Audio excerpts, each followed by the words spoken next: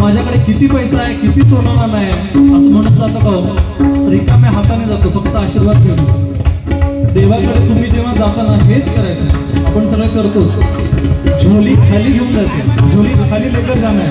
भरने का काम वो खुदा है, वो भगवान करेगा. ते तुम्हाला काही देईल आणि किती देईल हे तुम्ही विचार करू शकणार नाही. निर्मळ मनाने जेव्हा तुम्ही दर्शन घेता ना, तर जाताना देव इतकं काही दिलेलं असतं, तेव्हा तुमची परिस्थिती नंतर येते. अरे हा एवढं मिळालं आपल्याला. हेच आहे, परमार्थातच सगळं सुख आहे. झोली में